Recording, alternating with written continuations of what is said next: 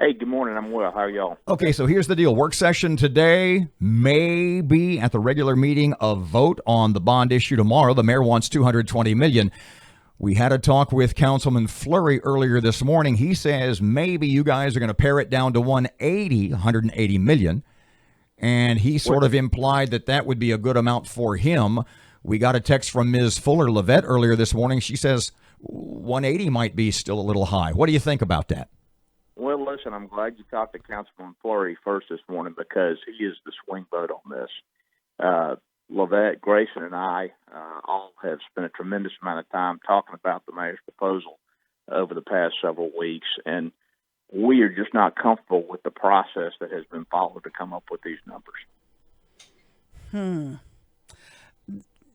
Does it look like you're on the losing end with Mr. Fleury looking like he's going to be for it? Well, I'll tell you, I will continue to lobby my colleague until the last minute, until the vote tomorrow. And I will just say that, given the amount of money we're talking about, I would expect a comprehensive and rigorous assessment of the city's needs so that we can collectively decide how to spend the money we're asking voters to allow us to borrow. And I just don't think that's happened yet. Erin has made the point repeatedly. She brought it up with Mr. James earlier this morning. In fact, the way she phrased it was, why the hurry? You seem to be saying the same thing. That is my message. If you look at the process, for example, that we follow every year for budgeting for the city's operating budget, it is an extensive process that involves every department, and the end result is a budget document that is hundreds of pages long, laying out exactly how we're going to spend the public's money.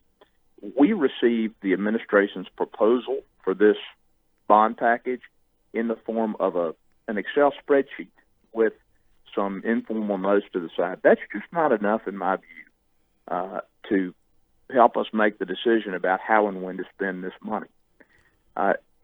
And I'll also say that while we do have some very urgent needs, like the police station, whether we pass this bond now or in the spring or perhaps later next year, it doesn't really impact our ability to address those needs. Even if we were to fund or vote to fund a new police station in November, it's still not going to be built for 2 or 3 years.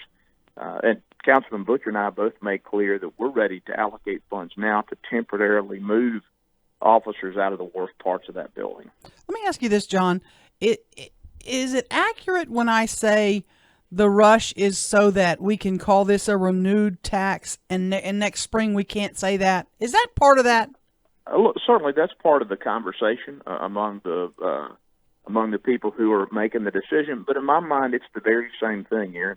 I mean, whether the millage rolls off and citizens vote next year to authorize these bonds, or they vote to authorize them in November, we're still going to have to collect the same tax, and we're going to have to pay back the same bond.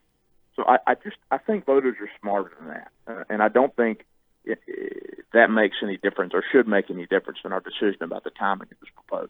The question that's in my head when I was sort of formulating it's going to sound way more negative than I mean it to sound, but I'll ask it anyway, and you can answer it how you want.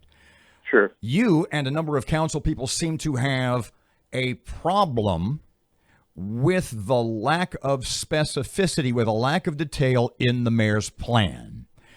Do you think that lack of specificity and detail in the mayor's $220 million proposal, that lack of detail, do you think that was done on purpose, or is it because of inexperience? Look, I just think it's a function of the compressed timeline that we have followed in putting together, or the administration has followed in putting together this proposal. I asked the city engineer last week in committee meetings, and by the way, I think he's a great guy and does a great job, but I asked the city engineer, how long would it take you to put together plans for some of this money that was not specifically allocated in the mayor's proposal? And he said a month or two. If you gave me a month or two, I could assess our needs and come up with specific plans. Look, I think we need those specific plans before we decide how much money to ask voters for. And I don't know if Councilman Fleury mentioned this, and he probably doesn't look at his email every 5 minutes like I do. We're a different generation. But on Friday at 5:15, we received a new proposal from the mayor that totals $186 million. It changes some of the allocations of funds. And, we're supposed to vote on that on Tuesday. So the timeline is just not adequate for us to do what we're supposed to do as the citizens' representatives on the council. John, we're talking to John Nickelson, Shreveport City Council member. Do you see yourself supporting a part of this going to the voters in November, the emergency problems, and then a part of it going next spring or next fall? Look, I've only got one vote on the council, as I've learned over the past, been reminded of the past 8 months. My preference would be to delay the entire bond vote, to follow the rigorous process that I'm talking about, and then go to the voters with something that all members of the council can support and justify. If over my no vote this passes on Tuesday, I'm going to look at what passes and make a decision about what I think voters should do. It may be that this passes over my objection, and I say, well, you should support one proposition but not the other two. We'll just have to see what happens. Mr. John, it occurs to me that you and all the other members of the council, all 7 of you guys, understand that the city has a lot of needs and probably needs some amount of bond issue to take care of those needs. And that at your heart, you kind of want to vote for a bond issue to take care of the problems. But to this point, you just haven't seen the right one. Am I off the mark there? Now, look, that's absolutely right, Robert.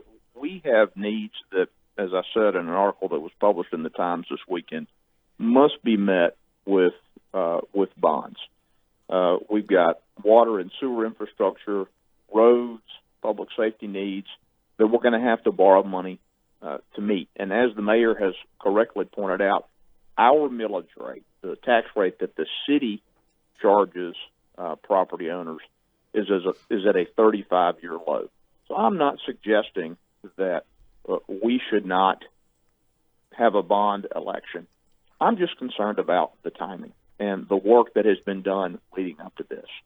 It's been discussed that before the 2011 bond issue, which Mayor Glover spearheaded, there was a year-long process that allowed thorough input from all the stakeholders in the community. And after that process, an election. I think we need to do something like that before we go to voters and ask them to authorize us to spend hundreds of millions of dollars. The Sears building, the Dillards, the Millennium Studios, are any of those buildings, in your view, options as a police station? Look, I think they're options, but when I've talked to the police chief and to others, the response I've gotten is that it would be potentially more expensive to retrofit an existing building than it would be to build a new police station. And that's a conversation I think we need to have and a decision we need to make before we go to voters and ask them to borrow $26 million for a new police station and 4 substations.